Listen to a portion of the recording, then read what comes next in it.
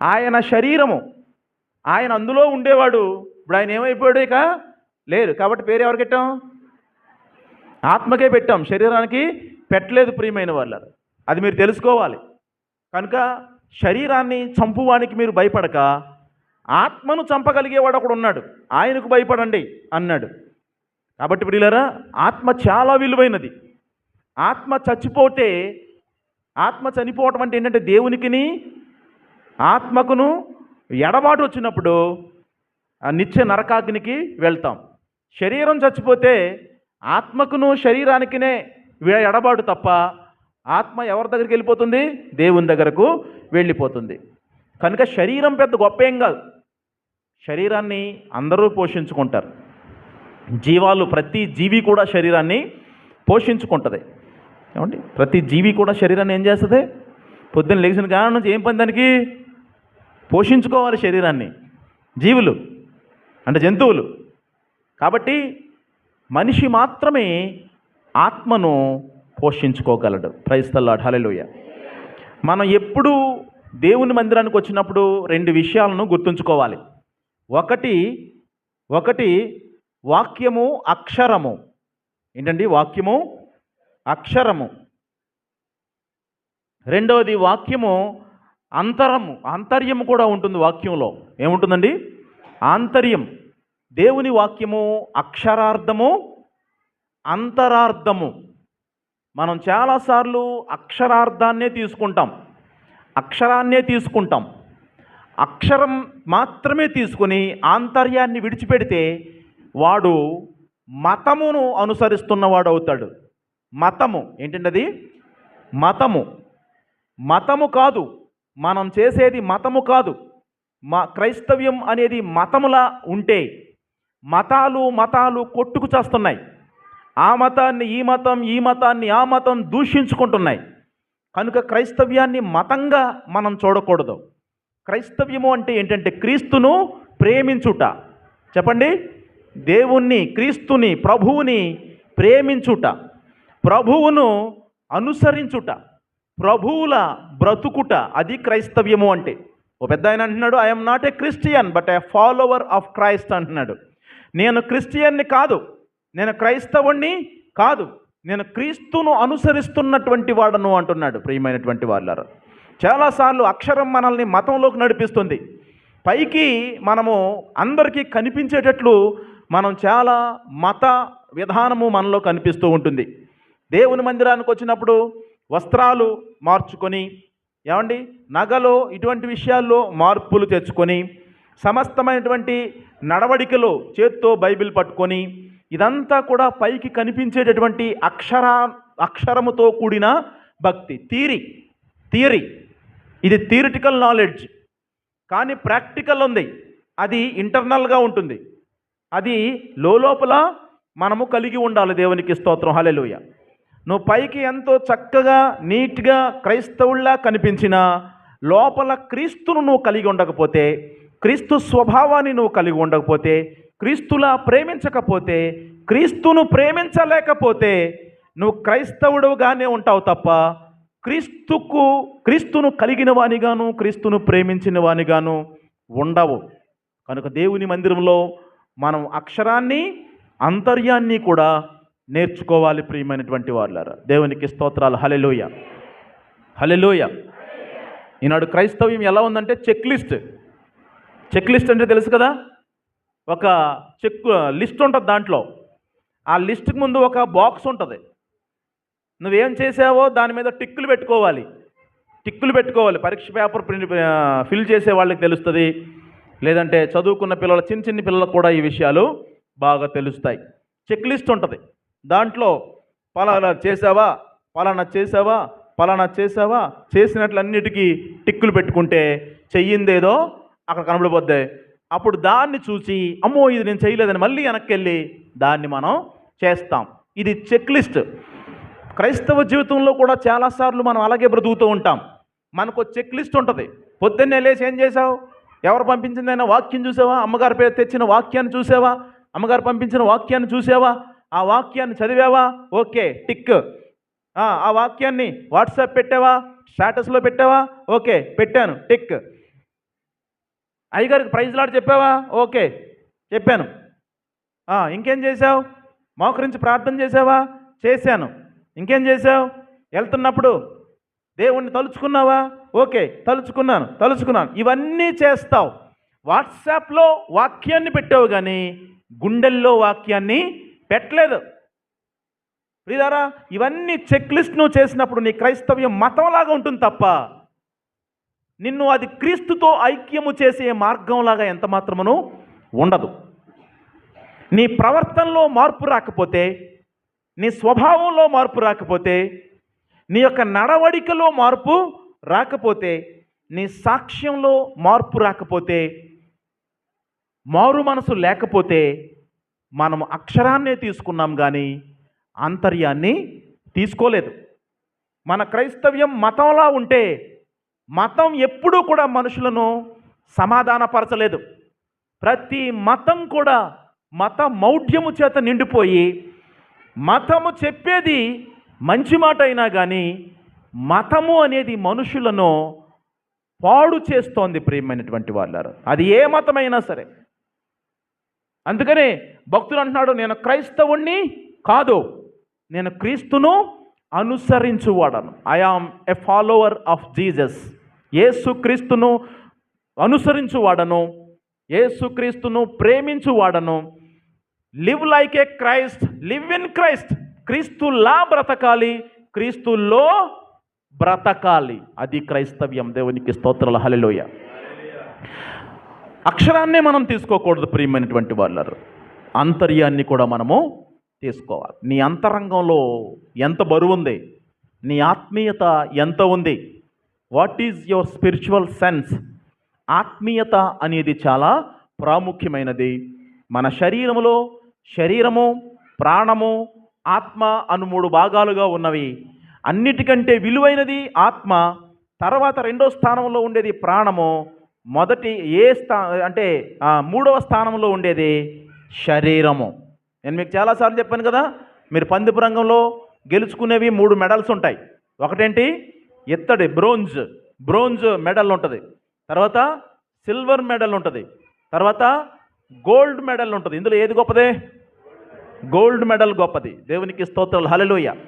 కనుక నీ ఆత్మ విలువైనది. ప్రాణము 2వ స్థానంలో ఉంది, శరీరము 3వ స్థానంలో ఉన్నది. కానీ దురదృష్టం ఏంటంటే మనం ఎప్పుడూ శరీరం గురించే ఆలోచిస్తాం, శరీరాన్నే పట్టించుకుంటాం, శరీరానికే భక్తిని తగిలిస్తాం, శరీరానికే వాక్యాలు తగిలిస్తాం. కానీ ప్రాణాత్మలకు మనము వాక్యాన్ని తగిలించలేకపోతున్నాం. ప్రియమైనటువంటి వాళ్ళారు, దేవునికి స్తోత్రాలు, హల్లెలూయా, హల్లెలూయా. కనుక ఈ ఆత్మీయతలోనికి మనల్ని నడిపించేది ఒక ప్రధానమైనటువంటి సూత్రం ఉంది. దాన్ని మనం ఈరోజున తెలుసుకునే ప్రయత్నాన్ని చేద్దాం. ప్రైజ్ ద లార్డ్, హల్లెలూయా.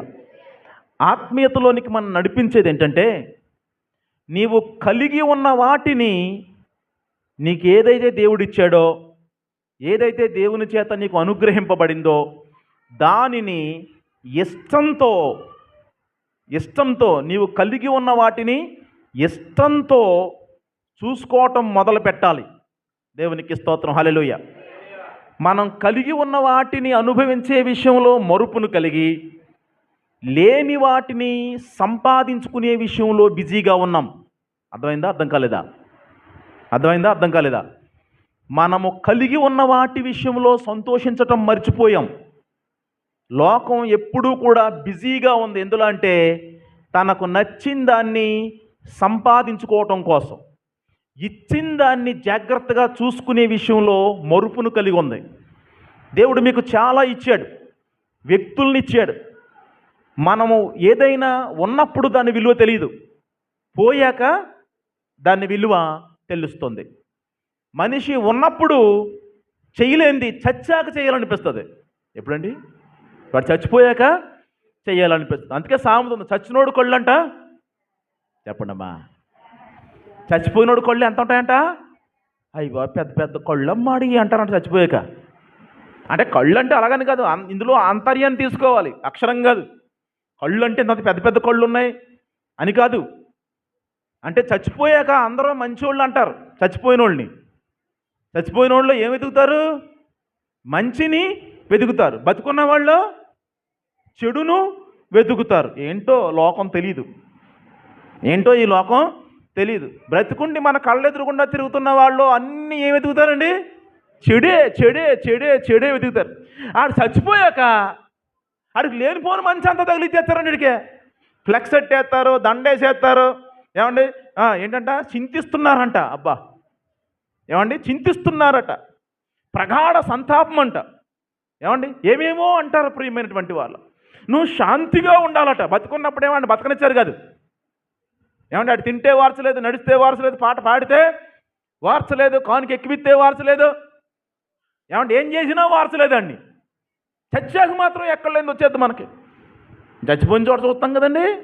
చాలా తెలుసు మాకు. మీరు చూసిన దానికన్నా నాన్న చూసిన వాళ్ళకి అసలు సంబంధమే ఉండదు. మేము ఎన్ని చూసామో, ఎన్ని ఊర్లో చూస్తామో చచ్చిపోయిన ఇంటికాడ అలా ప్రజల యొక్క ప్రవర్తన. చచ్చిపోయిన తర్వాత బాబోయ్ ఎక్కడి నుంచి వచ్చేద్దు ప్రేమ, అక్కడి నుంచే బాబో అంటూ వచ్చేస్తారు. అక్కడి నుంచే ఏమంటే తెగేడి చేస్తారండి, తెగేది అయిపోతారండి. ఒకసారి ఒక ఆయన మేడ మీద చచ్చిపోయాడు పైన. ఆడ చచ్చిపోతే ఆయన కిందకి తీసుకొస్తున్నారు. తీసుకొస్తుంటే అయ్యి బాబోయ్ నాకైతే తల తగిలేదు బాబోయ్, చెయ్యి తగిలేసింది గోడకు బాబోయ్, రాసేసుకుంది బాబోయ్. ఏమో ఇడ్డూరంగా ఉంటుందండి ఇది. బతుకున్నప్పుడేమో ఆయన రాసి రంపాన్ని నెట్టేశారు. చచ్చిపోయికి ఏం తగిలేస్తుందంట? గోడ తగిలేస్తుందంట. ఏమండి? దుప్పటి తీసి ఇంకో దుప్పటి మంది అయ్యి బాబోయ్ మా నాన్నకు సెలవు వచ్చేస్తుంది బాబోయ్, నాన్నకు సెలవు వచ్చేస్తుందంట. ఏమండి? దుప్పటేసేయండి వేగండి, దుప్పటేసాను. దుప్పటి తినెత్తలేదంట జనాలు. అంటే మనం అందరం అంతే. మనకు ఇవ్వబడినప్పుడు దాని విలువ తెలియదు. మనకు లేని దాని గురించి వెంపర్లాడుతూ ఉంటాం మనం ప్రియమైనటువంటి వాళ్ళారా. Praise the lord. Hallelujah. Hallelujah చెప్పండి, హల్లెలూయా చెప్పండి. ఇప్పుడు చేతులన్నీ బాగున్నాయి కదా, ఇప్పుడు హల్లెలూయా చెప్పరు. చెయ్యి తేడా వచ్చిందనుకో అప్పుడు సాక్ష్యం చెప్తారు. అయ్యి బాబు నాకు దేవుని స్తోత్రం చెప్పేయాలని మేము చాలా ఆశగా ఉందని ప్రార్థన చేసేయండి నా కోసం. ఎప్పుడు? చెయ్యి బాగాలేనప్పుడు. ఏనా? మరి బాగున్నప్పుడు దాని విలువ తెలియలేదా నీకు? ఇప్పుడు మాత్రం తెగ ప్రార్థన చేసేయాలంట. ఎందుకంట తెగ ఇప్పుడు మరి అందరిలోనూ మధ్యలో తిరిగేసి హల్లెలూయా స్తోత్రం అనేసి గంతులే వేస్తాను. దావీదులాగా నాట్యమాడేయాలని ఉంది నాకు. మీరు ప్రార్థన చేస్తలేదు అంటాం మనం. దేవునికి స్తోత్రం. హల్లెలూయా. ఇప్పుడు నా కాళ్ళు చేతులు అన్నీ బాగున్నాయి, చక్కగా నా పరిస్థితి బాగుంది, నాకు ఉన్న వాళ్ళందరూ బాగున్నారు, నాకు భార్య ఉంది, నాకు బిడ్డలు ఉన్నారు, నాకు ఇల్లు ఉంది, ఇవన్నిటి గురించి మర్చిపోతాం మనం. ఇవన్నీ మర్చిపోయి మనకు లేనిది, మనది కాని దాని గురించి, దాన్ని సంపాదించుకోవటం కోసం మనం ఫుల్ బిజీగా ఉన్నాం, ఫుల్గా బిజీగా ఉన్నాం ప్రియమైనటువంటి వాళ్ళ పిల్లరా. మనం కలిగిన దాన్ని ఇష్టపడి అనుభవించటం ప్రారంభించాలి. నీ భార్యను బట్టి, ఆమె నీకు చేస్తున్న సేవను బట్టి, ఆమె నీ ఇంట్లో ఉన్నటువంటి స్థితిని బట్టి, నీ బిడ్డలను పెంచినప్పుడు ఆమె పడిన శ్రమను బట్టి, తాను పొందినటువంటి సమస్తమైనటువంటి ఆ యొక్క కాయ కష్టాన్ని బట్టి నీ భార్యను నీవు ఇష్టపడుతూ నీ భార్యను బట్టి యెహోవాను మహిమపరచాలి. నీకున్న దాని విలువ నీకు తెలియనప్పుడు కృతజ్ఞత బయటికి రాదు. నీకు కృతజ్ఞత ఎప్పుడు బయటకు వస్తుందంటే, నీకు ఇవ్వబడింది, అనుగ్రహింపబడిన దాన్ని నువ్వు జాగ్రత్తగా చూసుకోవటం ప్రారంభించినప్పుడు ఉన్నదాని యొక్క విలువ నీకు తెలుస్తుంది. అప్పుడు నువ్వు ఆటోమేటిక్గా ఏం చేస్తావు? మహిమపరుస్తావు, ఘనపరుస్తావు, థ్యాంక్స్ చెప్తావు, gratitude, gratefulness. Praise the lord. Hallelujah. ఇవన్నీ అనుగ్రహింపబడతాయి. నీ భర్తను నువ్వు కలిగి ఉన్నప్పుడు, నీ భర్తను నీవు నీ ఇంట చూస్తున్నప్పుడు ఆయనను బట్టి నువ్వు సంతోషించటం ప్రారంభించాలి. ఆయనను బట్టి సంతోషించటం ప్రారంభించాలి. ఆయన చేసినటువంటి సమస్తమైన కష్టాన్ని నువ్వు జ్ఞాపకం చేసుకోవాలి. ఈ రోజున ఈ స్థితిలో నువ్వు ఉన్నదానికి కారణము నీ భర్త యొక్క పాత్ర ఎంతుందో దాన్ని నువ్వు జ్ఞాపకం చేసుకోవాలి. అప్పుడు నీకు అనుగ్రహింపబడిన నీ భర్తను బట్టి నీకు ఆటోమేటిక్గా కృతజ్ఞత అనేది బయటకు వస్తుంది. కృతజ్ఞత అనేది బయటకు వస్తుంది. కృతజ్ఞత అనేది ఎప్పుడైతే బయటకు వస్తుందో మనం ఇచ్చేవారిగా ఉంటాం, కానీ పుచ్చుకునేవారిగా ఉండం.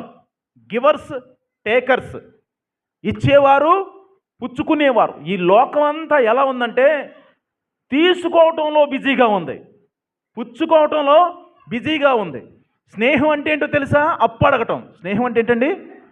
అప్పు అడగటం. స్నేహం చేసామంటే మొట్టమొదటి మనం చేసే పని ఏంటంటే ఆశిస్తాం వాళ్ళ దగ్గర నుంచి, అప్పు అడుగుతాం. అప్పు అడగని స్నేహం ఉండదండి. ఈ లోకంలో ఎప్పుడూ కూడా ఏం చేస్తామంటే మనం ఆశిస్తూ ఉంటాం.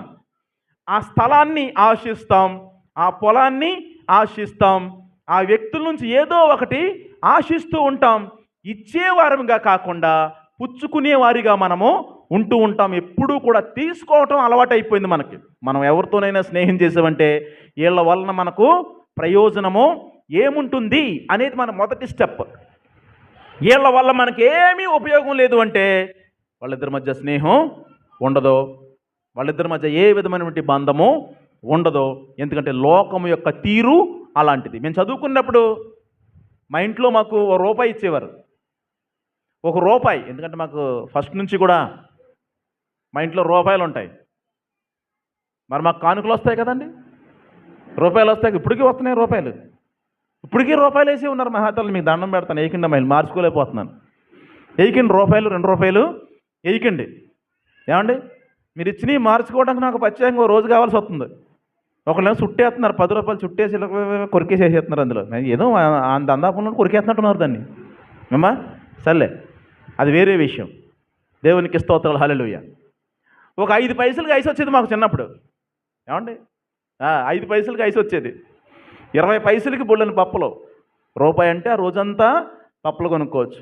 మా డాడీ మాకు ₹1 ఇస్తే ఆ ₹1 తీసుకుని వచ్చిన స్కూల్లోకి వెళ్తే ఐసోడు వచ్చేవాడు, కరపెండలు వచ్చేవాడు, చిలకడ దింపలోడు వచ్చేవాడు, బఠానీలు వచ్చేవాడు. ఏమ్మా, ఇవన్నీ కాకుండా మళ్ళీ కొట్టుకాడికి వెళ్ళి పిల్లోడు బొమ్మలు కొనుక్కునేవాళ్ళం, తీగా ఉండేవి.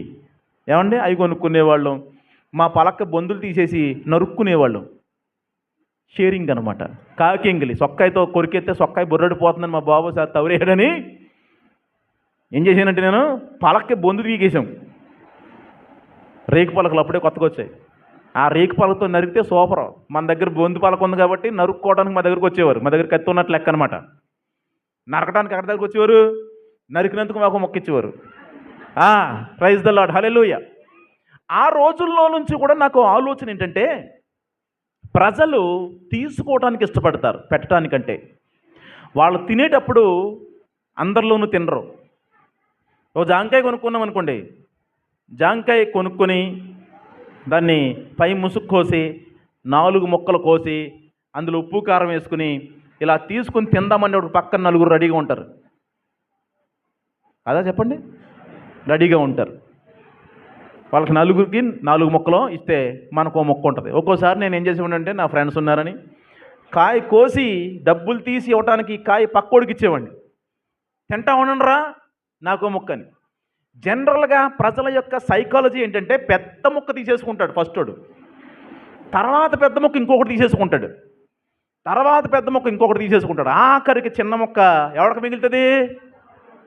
కొన్నవాడికి మిగులుతుంది. నేను అనుకునేవాడిని, ఇదేంట్రా నేను కొంటున్నాను కదా, పెద్ద ముక్క నాకు ఉంచవచ్చు కదా వీళ్ళు అనుకునేవాడిని. ఆ స్వభావం జనరల్గా మనుషుల్లో లేదు. జనరల్గా మనం తీసుకోవటానికి ఇష్టపడిన వారము, తీసుకోవటానికి అలవాటు పడిన వారు. పుచ్చుకునేవాడికి కృతజ్ఞత ఉండదు. ఎందుకంటే నువ్వు ఇవ్వకపోతే ఇంకొకటి దగ్గర తీసుకుంటాడు. కానీ ప్రియులారా, కృతజ్ఞత అనేది ఎప్పుడు వస్తుందంటే నీ దగ్గర ఉన్నదాన్ని, దేవునికి స్తోత్రాలు, హల్లెలూయా, నీ దగ్గర ఉన్నదాని యొక్క విలువ నీకు తెలిసినప్పుడు, నీ దగ్గర ఉన్నదాని యొక్క దాన్ని ఇష్టంగా నువ్వు తీసుకుంటున్నప్పుడు, దాన్ని నువ్వు చక్కగా హ్యాపీగా అనుభవిస్తున్నప్పుడు నీకు ఆటోమేటిక్గా కృతజ్ఞత అనేది వచ్చేస్తుంది. దేవునికి స్తోత్రం, హల్లెలూయా, హల్లెలూయా.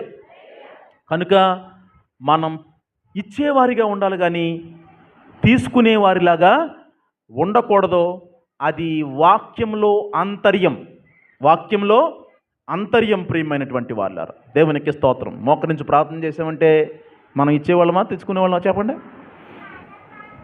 ప్రభు ఈ బిడ్డకి ఇవ్వండి, ప్రభు ఆ బిడ్డకి ఇవ్వండి, ప్రభు ఆ బిడ్డకి ఇవ్వండి, ఆ బిడ్డకి ఇవ్వండి, ఆ బిడ్డకి ఇవ్వండి, ఆ బిడ్డకి ఇవ్వండి, ఆ బిడ్డకి ఇవ్వండి. 100 మంది ప్లస్ 120 మంది ప్లస్ 150 మంది ఉన్నారు ప్రభు. తలకాయలు వాళ్ళందరికీ ఇవ్వండి, ఆఖరి నాకు కూడా ఇవ్వండి. యేసు నామములో అడుగుచున్నాను తండ్రి, ఆమేన్. ఇది ఎక్కువ ఉంటుందా, ఆయనకి ఇచ్చేది ఎక్కువ ఉంటుందా? కృతజ్ఞత ఇస్తామా మనం ఆయనకి ఎక్కువ? ఒక ఆయన అంటున్నాడు, ప్రార్థన చేస్తుంటే 5 నిమిషాలకు అందరి గురించి ప్రార్థన చేసేస్తానంట, అన్ని పేర్లు చేసేస్తానంట, భూప్రపంచం మీద ఉన్న అందరి గురించి ప్రార్థన చేసేస్తానంట. 5 నిమిషాల తర్వాత ఇంకా వాళ్ళకి పదాలే లేవంట. అయ్యగారు ప్రార్థన ఎంతసేపు చేయాలండి? ఏముంది, ఒక 20 నిమిషాలు చేయి. 20 నిమిషాలు ఎలా చేస్తారండి? అసలు 4 గంటలు ప్రార్థన చేస్తారని చెప్తున్నారు, నాకు 5 నిమిషాలు చేసేటోడికి మాటలే అయిపోతున్నాయండి. అయ్యగారు అందరి గురించి చేసేస్తున్నానండి అంటున్నారు. అందరి గురించి ఎందుకురా బాబు, నీ గురించి నువ్వు చేసావు? అసలు నీకు అనుగ్రహింపబడిన వాటి యొక్క విలువను నువ్వు దేవుని దగ్గర చెప్పావు? అసలు నీ భార్య గురించి, నీ బిడ్డల గురించి, నీ ఇల్లు గురించి, నీ కాపుదల గురించి, నీ సమస్తాని గురించి ఒక్కసారి దేవునికి ఇస్తున్న వాటి అన్నిటి గురించి ఆలోచించేస్తే నువ్వు కలిగి ఉన్న వాటి యొక్క జాబితా నీకు తెలిసిందంటే ఆ అన్నిటి గురించి థ్యాంక్స్ చెప్పడానికి నీకు 5 నిమిషాలా? 5 నిమిషాలా? చెప్పండి ప్రియులరా, చెప్పండి. కృతజ్ఞత, థ్యాంక్ఫుల్నెస్, గ్రాటిట్యూడ్ అనేది 3 స్థాయిల్లో ఉంది. 3 స్థాయిల్లో ఉంది. మొదటి స్థాయి ఏంటంటే ఇస్తే థ్యాంక్స్ చెప్తాం. ఇస్తే థ్యాంక్స్ చెప్తాం. ఇస్తూ ఉంటే థ్యాంక్స్ చెప్తూనే ఉంటాం. ఇస్తాం మానేస్తే థ్యాంక్స్ చెప్పాం. సామెత ఉంది కదా లోకంలో, పెడితే పెళ్ళంట, లేకపోతే డైరెక్ట్గా దినమే. చచ్చిపోతే సోత్తాకు రాడు, మోత్తాకు రాడు, గొయ్యి తవ్వుతాకు రాడు, కప్పెడతాకు రాడు, ఏం చేయడు. ఏం చేస్తాడు లాస్ట్ని? మళ్ళీ దినం భోజనానికి వస్తాడు. అర్థమవుతుందా? ఎందుకంటే ఆడికి ఇస్తేనే థ్యాంక్స్, ఇచ్చినంతసేపే థ్యాంక్స్, ఇత్తం మానేస్తే నో థ్యాంక్స్. అర్థమవుతుందా? ఒక ఆవిడ పెళ్ళయి 500 రోజులు అయిందంట. ఎన్ని రోజులండి? 500 days. వాళ్ళ ఆయన వచ్చి, హే డార్లింగ్, 500 రోజులైంది తెలుసా మనం పెళ్ళయి? అసలు 500 రోజులు చిటిక్కున అయిపోయినాయి డార్లింగ్ అన్నాడంట వాళ్ళ ఆయన. ఈమంటుందంట, నిజమే కదా, 500 రోజులు నేను నీతో కాపురం చేసినందుకు జ్ఞాపకార్థంగా నాకు ఏమిస్తావు అని అడిగిందంట. ఏమిస్తావు నాకు అని అడిగిందంట. గోల్డ్, ఇది డైమండ్ రింగ్ పట్టిరా అందంట. ఏముంది? డైమండ్ రింగ్ పట్టిరా అందంట. అంటే ఈయన అంటున్నాడంట, నా యొక్క బ్రతుకంతా పోలిస్తే 2000 మాత్రమే నేను నీకు ఇచ్చే స్థాయిలో ఉన్నాను. ఆ 2000 తీసుకుని ఏ షాపులోకి వెళ్ళినా ఆ 2000కి వచ్చే ఉంగరం తప్ప నేను నీకేమీ ఇవ్వలేను. అయినా నీకు ఇస్తుంటేనే నువ్వు నన్ను ప్రేమిస్తూ ఉంటావా? నేను నీకు కొంటూ ఉంటుంటేనే నాతో నువ్వు ఉంటూ ఉంటావా? మన ప్రేమకు విలువ ఇంతేనా అని అడిగాడట. దేవునికి స్తోత్రం. హల్లెలూయా, హల్లెలూయా. సో మొదటి స్థాయి ఏంటంటే ఇస్తూ ఉంటే థ్యాంక్స్ చెప్తూ ఉంటారు. వీళ్ళరా చాలామంది ఉంటారు నాకు ఇటువంటి విశ్వాసులు. ప్రార్థన చేస్తే తలనొప్పి తగ్గిపోయింది అనుకోండి, థ్యాంక్ఫుల్నెస్, చాలా వందనాలు, స్తోత్రములు. ప్రార్థన చేస్తే పంట పండింది అనుకోండి, దేవునికి స్తోత్రం. అబ్బో తెగ చెప్పేస్తారు, సాక్ష్యాలు తెగ చెప్పేస్తారు. ఒక ఆవిడకి ప్రార్థన చేసి నూనె ఇచ్చాను. నూనె ఇస్తే ఆ నూనె రాసినప్పుడు స్వస్థ వచ్చేసిందంట ఆవిడకి. స్వస్థత వచ్చేస్తే ఆవిడ ఇంకా ఎంతగా పొంగిపోయిందంటే, అయ్యి బాబు, అయ్యగారు ఎంత గొప్ప ప్రార్థనాపరుడు, అయ్యగారు ఎంత గొప్ప శక్తివంతుడు, ఆయన ప్రార్థన చేస్తే ఏమైంది? మేలు జరిగిపోయింది. రెండోసారి సమస్య వచ్చింది, అప్పుడు కూడా ప్రార్థన చేయించుకుంది. ప్రార్థన చేయించుకుని ఆ నూనెకాయ పట్టుకుని వెళ్ళిపోయింది. ప్రియులరా, నూనె తాగేసిందంట, మొత్తం నూనెకాయ అంతానే. ఏం చేసింది? నూనెకాయ అంతా తాగేసిందంట. తాగేసి ఫోన్ చేసింది, అయ్యగారండి ఏంటో అసలు ప్రార్థన దేవుడు ఆలకించలేదండి, ప్రార్థన చేసిన కాడ నుంచి కడుపు పోతుందండి, బాగాలేదండి అని అంటుంది. ఇదేంటి ప్రార్థన చేసాక బాగుంటుంది కానీ ప్రార్థన చేసాక కడుపు పోవడం ఏంటి? ప్రార్థన చేసిన తర్వాత తేడా రావటం ఏంటి? ఏమైందమ్మా అంటే, అక్కడికే విశ్వాసంతో మీరు ఇచ్చిన నూనెంతా తాగేనండి అంటుంది. అప్పుడు ఈ మంద వాక్యాన్ని అక్షరాంతోనే చూస్తారు తప్ప ఆంతర్యాన్ని వీళ్ళు చూడరు. నూనెలో ఏమి లేదండి, ఏ దేవుని మాటలో శక్తి ఉంది. ఈ మంద ఈ నూనె కోసం రైలు బండి ఎక్కి వెళ్ళిపోతారండి. ఇలా రైలు బండి ఎక్కి వెళ్ళిపోయి ఆ నూనెకైతే చేసుకుంటారు. ఈ మందకి అక్షరమే తప్ప ఆంతర్యం వీళ్ళకి ఆలోచన లేదు. నూనెకాయలో ఏముంది? నూనెలో ఏముంది? దేవుని మాటలో ఉంది శక్తి. దేవునికి స్తోత్రాలు, హల్లెలూయా. దేవుడు ఎక్కడో లేడు, నీలో ఉన్నాడు. నీలో ఉన్నవాడు ఈ లోకములో ఉన్న వారందరికంటే, ప్రైజ్ ద లార్డ్, హల్లెలూయా, హల్లెలూయా, ఈ లోకంలో ఉన్న వారందరికంటే గొప్పవాడు. కనుక వాక్యమును చదివి నూనె అనే విషయానికి వచ్చినప్పుడు నూనెకాయ మీదే ఉంటుంది నీ చూపంతాను, నూనెకాయ మీదే ఉంటుంది నీ చూపంతా. దేవునికి స్తోత్రాలు, హల్లెలూయా. నూనెకాయ ఎక్కడెట్టాలండి అయ్యగారండి? ఎక్కడెట్టాలండి? కింద ఎట్టొచ్చండి, పైన ఎట్టొచ్చండి, అక్కడెట్టొచ్చండి, ఎక్కడెట్టండి? రేయ్, అదేం కాయ అనుకుంటున్నావు? ప్రార్థన చేసిన కాయ, దాని మీద చెయ్యేస్తావా? వీళ్ళకి వాక్యం అక్షరంలోనే ఉంది తప్ప ఆంతర్యంలో వీళ్ళకి లేదు. ఒక ఆవిడంట నడుకొప్పు కట్టేసిందంట, తాడు కట్టి దానికి ఏలాడ తీసేసిందంట, ఉరియేసేసింది నూనెకాయని.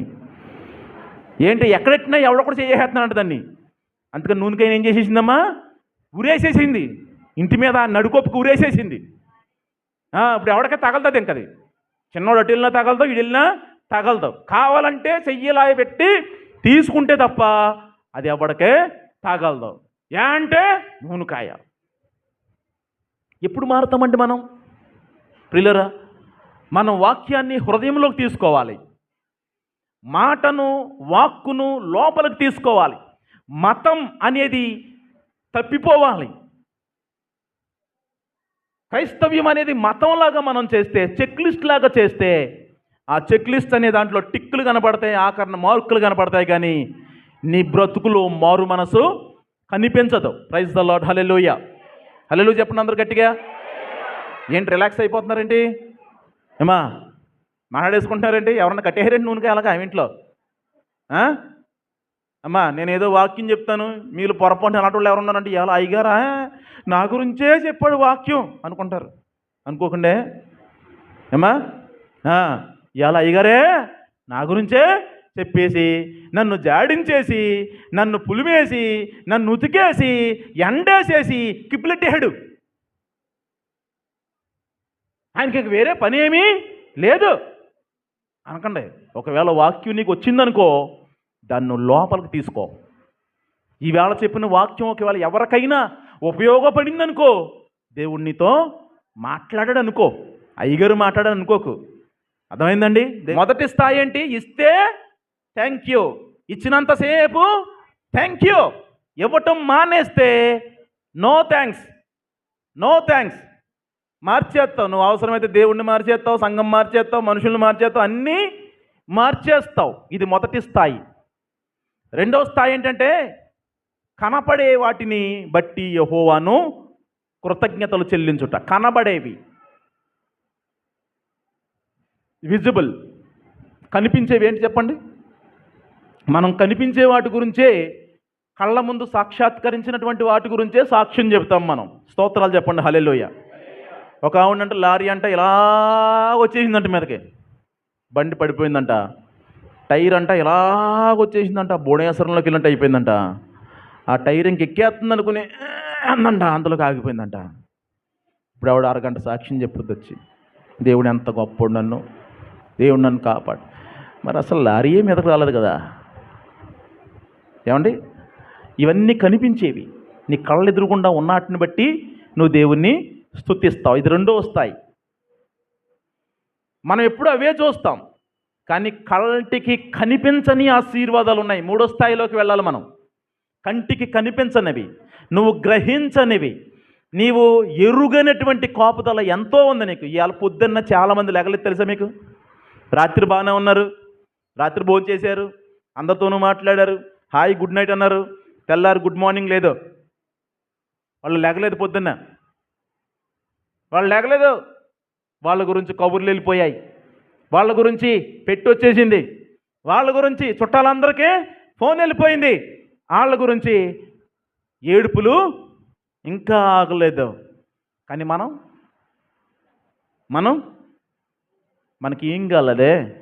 నువ్వు రాత్రి పడుకున్నప్పుడు నీ మీదకి ఏమి ఎక్కిందో నీకు తెలియదే. జర్రే వచ్చిందో, పాము వచ్చిందో నీకు తెలియదే. నువ్వెన్నిసార్లు ప్రయాణం వెళ్తున్నప్పుడు వస్తున్నప్పుడు వెంట్రుక వాసిలో ప్రమాదాలు తప్పించాడు దేవుడు అని చెప్పుకుంటున్నావు, కానీ అసలు ఆ వెంట్రుక వాసిలో కూడా నీకు సమస్య లేని విషయం నీవు గ్రహించలేదే. ఇవి కనబడనివి. కనబడని ఆశీర్వాదాలకు కూడా మనం ఏం చేయాలి? థ్యాంక్ఫుల్నెస్ చెప్పాలి. Thank you Jesus. ప్రభువా, రాత్రంతా నన్ను కాచినందుకు, ఎప్పటి వరకు కాచినందుకు, నా కుమార్తెను పొద్దున్నే లేవగానే, నా కొడుకుని పొద్దున్నే లేవగానే సంతోషంగా చూచినందుకు మనం ఏం చేయాలి? కృతజ్ఞతలు చెల్లించాలి. మూడవ స్థాయి థ్యాంక్ఫుల్నెస్, కృతజ్ఞత, gratefulness. Praise the lord, hallelujah. నాలుగోది ఏంటో తెలుసా? శ్రమలో కృతజ్ఞత తెలియపరచగలుగుట, ఫెయిల్యూర్లో థ్యాంక్ యూ జీసస్ అనగలుగుట. Praise the lord, hallelujah. ఫెయిల్యూర్లో రిజల్ట్ వచ్చింది, ఫెయిల్ అయిపోయావు, థ్యాంక్ యూ జీసస్ అని ఎవడని చెప్పగలరా? అంత స్థాయికి మనం రాలేదు. ఎందుకంటే మనం అక్షరం దగ్గర ఆగిపోయాం. అక్షరం దగ్గరే మనం ఆగిపోయాం. ఫెయిల్యూర్ అయ్యావు నువ్వు, ప్రభువా ఫెయిల్ అయ్యాను ప్రభువా, నీ చిత్తం ప్రభువా, నీ ఇష్టం ప్రభువా, థ్యాంక్ యూ జీసస్, ఇంతవరకు నన్ను నడిపించావు. ఫెయిల్ అయ్యాను, అది నీ ఇష్టం, నేను ప్రయత్నం చేశాను ప్రభువా, నీకే వందనాలు ప్రభువా. నా దేవుడు గొప్ప దేవుడు, నా దేవుడు ఏదైనా చెయ్యగలడు, నా దేవుడు ఏదైనా జరిగించగలడు, కానీ జరిగించలేదు. ఆయనకే స్తోత్రము. Praise the lord, hallelujah, hallelujah. Sir చప్పట్లు కొట్టండి. Praise the lord. చాలు, అలా చప్పట్లు కొడతాం. ఎందుకు చెప్పండి? ఒకటి, ఆయనను స్తుతించడానికి, స్తుతించని వారిని లేపటానికి. ఎందుకండి? స్తుతించని వారిని లేపటానికి. ఈ రెండు పనులు ఏ పని చేయరు మీరు స్తుతించరు, లేపరు అంటే ఎలాగా? అప్పుడప్పుడు ఏం చేస్తూ ఉండాలి? లేపుతూ ఉండాలి జనాల్ని. స్తోత్రం చెప్పండి అందరు గట్టిగా ఇప్పుడు. హల్లెలూయా.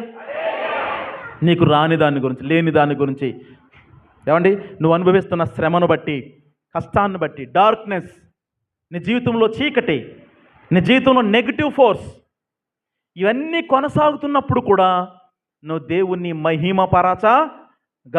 చూడండి, ఎఫెసీయులకు రాసిన పత్రిక 5వ అధ్యాయము 20వ వచనము. ఎఫెసీయులకు రాసిన పత్రిక 5వ అధ్యాయము 20వ వచనము. మన ప్రభు అయిన యేసుక్రీస్తు పేరట సమస్తమును గూర్చి తండ్రి అయిన దేవునికి ఎల్లప్పుడూ కృతజ్ఞతాస్తుతులు చెల్లించుచు, దేవునికి స్తోత్రాలు, హల్లెలూయా, చెల్లించుచు క్రీస్తునందలి భయముతో ఒకరినొకరికి లోబడి ఉండుడి. ప్రైజ్ ద లార్డ్, హల్లెలూయా, హల్లెలూయా. సమస్తమైన విషయాలు ఏం చేయాలంట? మన ప్రభువునందు యేసుక్రీస్తు పేరుతో సమస్తమును గూర్చి తండ్రి అయిన దేవునికి ఎల్లప్పుడూ, దేని గురించి అండి? సమస్తమును గురించి, మంచి గురించి, చెడు గురించి, సమస్తాన్ని గురించి కూడా మనం ఆయనను కృతజ్ఞత చెల్లించగలగాలి.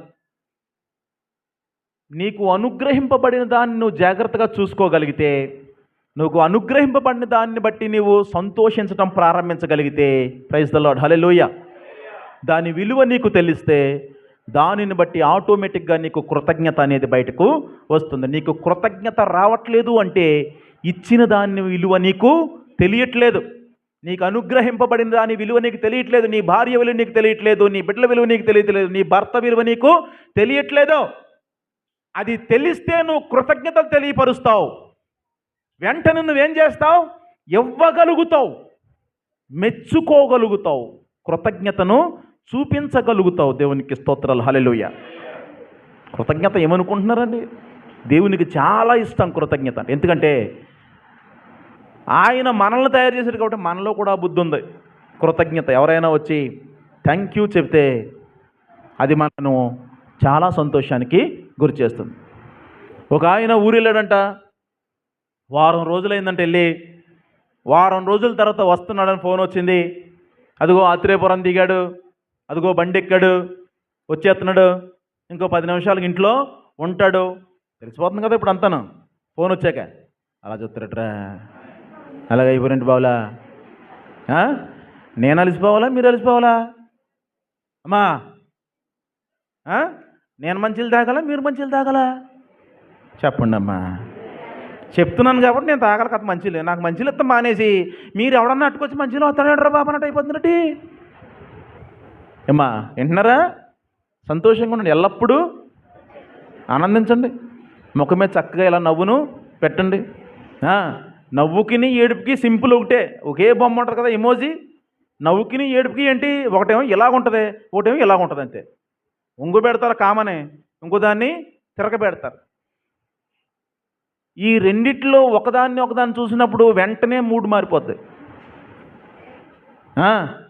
ఆ తిరగేసి ఉన్నదాన్ని నవ్వించే బొమ్మను చూసామనుకో వెంటనే ఆనందం కలుగుద్ది. మూతి ఇలాగున్నదాన్ని చూసామనుకో ఏమైంది, కోపం వచ్చిందా అనేసి వెంటనే మన మూడు మారిపోద్ది. కాబట్టి మీరు నవ్వుతూ ఉండాలి దేవుని సన్నిధానంలో. స్తోత్రం చెప్పండి అందరూ గట్టిగా. హల్లెలూయా. ఏం చెప్తున్నాను, ఊరు నుంచి వస్తున్నానంటాను ఆయన. వస్తుంటే ఈవిడ మంచి స్త్రీ, మంచి గృహిణి, ఈమె మంచి భార్య. ఈమె తన భర్త వారం రోజుల తర్వాత వస్తున్నాడు కాబట్టి ఇల్లంతా తడిగుడ్డ పెట్టేసింది, మంచం మీద బెడ్షీట్ మార్చేసింది, తలగడ కవర్లు వేసేసింది. అమ్మా పెద్ద కొడుకు చెప్పింది మాంసం పట్టి రమ్మని, మాంసం రప్పించేసింది. ఏమండి కూర వండేసింది, చక్కగా భోజన బల్ల మీద అన్ని ఏర్పాట్లు చేసేసింది, బాత్రూంలో వేడి నీళ్ళు రెడీ చేసేసింది. వచ్చేవాడు ఏమైనా శుభ్రంగా వస్తాడా? వారం రోజుల నుంచి ఊర్లో ఉన్నాడు కాబట్టి బ్యాగ్లోనూ మాసిపోయిన బట్టలే, ఒంటి మీద మాసిపోయిన బట్టలే ఉంటాయి కాబట్టి రాగానే అతన్ని వెళ్ళి ఆ బ్యాగ్ తీసుకుని రండి లోపలికి రండి అని స్నానం చేసిన తర్వాత ఇంట్లోకి తీసుకుని వచ్చి చక్కని ఉతికిన బెడ్షీట్ మీద అతను కూర్చోమని వేడి వేడి భోజనాన్ని సర్వ్ చేసిందంట. దేవునికి స్తోత్రం. హల్లెలూయా. సర్వ్ చేస్తే ఇప్పుడు అంటున్నాడంట తీసుకుని, ఏం కూర ఇదే, ఏదో కూర ఉండవు, మా అమ్మ దగ్గరికి వెళ్ళి నేర్చుకోనాడంట. అవునడా, మా అమ్మ వండితేనే కూరది, మా అమ్మ దగ్గరికి వెళ్ళి నేర్చుకో అన్నాడంట. ఇలా అయితే ఏమిద్దమ్మా, అక్కడ ఒక ఆవిడ ఉంది, కోపం అందాడేద్దండి అంది. ఏంటంట మీ దశ అలా చూస్తారట్రా బాబు, మీద అయ్యేలాగా నవ్వరు, ఏమి చేయరు, ఏం మనుషులరా మీరా, మీకు బుర్ర ఉందా లేదా, మరి నవ్వండి. ఏదో మీ బాబుసం పోయినట్టు మిమ్మల్ని ఏదో మీ ఆస్తులు ఎవడో ఎత్తుకుపోయినట్టు అలా కూర్చొని చూస్తారట్రా ఆయన. నవ్వండి. నవ్వు ఆశీర్వాదం మీకు. నవ్వు కేవలం మనిషి మాత్రమే నవ్వగలడం, ఇంకెవరు నవ్వినా బాగోదు. గేది నవ్విందనుకో, అలాగెళ్ళి గేది ఇలాగొచ్చి చర్చలోకి వచ్చి బలేగొచ్చారు చర్చ కానీ నవ్విందనుకో, ఇక్కడ ఎవరో ఉండరు. ఆ నవ్వు దేవుడు మీకే ఇచ్చాడు. చక్కగా నవ్వండి జోకేసినప్పుడు. అలా ముఖం ఎలా పెట్టుకుంటారంటే అలాగుంటే మీ ఆయన గారికి నచ్చరు, మీరు మీ ఇంట్లో పిల్లలకి నచ్చరు, మీ పక్కింటి వాళ్ళకి నచ్చరు. నవ్వుతూ ఉండాలి చక్కగా మీరు. నవ్వండి తల్లి. స్తోత్రం. హల్లెలూయా. హల్లెలూయా. అనా మీరందరూ నవ్వుతానికి ప్రయత్నించండి దేవుని మందిరంలో. నవ్వండి. ఏదో పెద్ద బిల్డప్ ఎందుకు మనకి ఇక్కడ, నేను కాబట్టి అన్నట్టు ఉండకండి. చక్కగా నవ్వండి, హాయిగా ఎంజాయ్ చేయండి దేవుని మందిరంలో. చిన్నడా హాయిగా నవ్వండి. నవ్వించినప్పుడు నవ్వండి. నా యేసయ్య అంటాడు, నేను పిల్లల గ్రోవు ఊదితే ఎవడో కూడా డ్యాన్స్ వేయలేదు, నాట్యం ఆడలేదు. నేను పిల్లల గ్రోవు ఊదినప్పుడు నువ్వు నాట్యం ఆడలేదు కాబట్టి నేను ఈ ఊరు వదిలేసి వెళ్ళిపోతున్నాను. ఎందుకంటే ఎక్కడ చెప్పిన మాటలు, ఎక్కడ ప్రకటించినటువంటి విషయాలు, ఎక్కడ చేసిన సూచక క్రియలు, అదిగో ఆ చివరన ఆ కొండ జాతులలో ఉన్న తూరు సిదోను ప్రాంతాల్లో చెప్పి ఉంటే వాళ్ళు ఎప్పుడో మారు మనసు పొందేసి ఎప్పుడో వాళ్ళు దుమ్ములో కూర్చుని అయ్యో నేను పాపిని అని ఏడ్చుందరు. నేను మీకు అనవసరంగా చేసిన ఏసయ్య. నా యేసయ్య కోపం వస్తే నేనెంత నా బతికెంత. మరి మీరు బాగలేకపోతే నేను చెప్పగలనండి ఏమ్మా. మీ అందరూ ఇక్కడ 150 మంది ఉన్నారు, మీరు 150 మంది ఇలా చూసారు అనుకున్నా, ఇంకా నేను ఏమైపోతాను, నాశనం అయిపోనా. చక్కగా నవ్వండి తల్లి. దేవునికి స్తోత్రం. హల్లెలూయా. హల్లెలూయా. ఏమన్నాడు, మా అమ్మ దగ్గరికి వెళ్ళి నేర్చుకో అన్నాడంట. అంతే. ఇవిడికి ఏమైపోయిందంట, కోపం 100 ఆడేసిందంట. 100 ఆడిందంటే అర్థం ఏంటి, సూపర్ హిట్. ఏమంటే భలే ఉందా మాట. నాకు అసలు ఆశ్చర్యం కలిగేసింది, ఆడపిల్లలకి ఎక్కడ వస్తాయిరా మాటలని. ఏమండి లోకజ్ఞానం అనుకుంటా ఇది. ఏమండి లోకజ్ఞానం, అనుభవ జ్ఞానం, తెలివి అంటారు దీన్ని. ఏమండి కోపం 100 ఆడేద్దండి అన్నాడు. దేవునికి స్తోత్రం. హల్లెలూయా. అలా 100 ఆడేసింది దేవుడికి. ఇంకా అక్కడి నుంచి కోరట్టరు అంట, మంచిది. ఏమైపోయింది బిడ్డ, ఆరిపోయింది. హృదయం అంతా నిరాశ అయిపోయింది, బాధపడిపోయింది. అంటే అక్కడ కృతజ్ఞత లేదు, థ్యాంక్ఫుల్నెస్ అనేది అక్కడ లేదు, మెచ్చుకోవటం అనేది అక్కడ లేదు. ప్రియులరా, అంత భోజనం పెట్టి అన్ని వంటలు చేస్తారు, మేము మీ ఇంటికి వస్తే ఎంత అద్భుతంగానో భోజనాలు పెడతారు. ఏమండి బిర్యానీ చేస్తారు, చికెన్ పెడతారు, సాంబార్ పెడతారు, చిప్స్ పెడతారు, గారెలు పెడతారు, ఇంకా కొన్ని పళ్ళు ఫలాలు ఇవన్నీ పెట్టేస్తారు మాకు. పెట్టేసి మేము కూర్చున్నప్పుడు మీరు ఏం చేస్తారు? ఏం ఎక్స్పెక్ట్ చేస్తారు? నిజం చెప్పండి, ఏం ఎక్స్పెక్ట్ చేస్తారు అమ్మా? బాగుందా లేదా అంటారు, అంతే కదా. ఇది అలా తినేస్తున్నాడా, ఇది అంత తినేస్తున్నాడా అని చూస్తారా? చూడరు కదా. ఒక ఆయన నైవేద్యం పెట్టి పక్కన ఏం పాట వేసాడు అనుకుంటున్నారు? మింగమాక మింగమాక అని పెట్టాడు పాట. నేనేమో నాకు తెలిసినాయి ఆయన ఏడ్రా బాబు, దేవుడికి ఏదో నైవేద్యం పెట్టావనుకో మళ్ళీ పక్కన అదేం పాట మింగమాక అంటావేటి? అలా చూస్తారు మీరు, చూడరు కదా. అయ్యగారు కడుపు నిండా తినలేదు, సంఘ పెద్దగారు ఇంతే తిన్నారు, బాలేదేమో అని ఎక్స్పెక్ట్ చేస్తూ ఉంటారు మీరు కదా. స్తోత్రాలు, హల్లెలూయా హల్లెలూయా.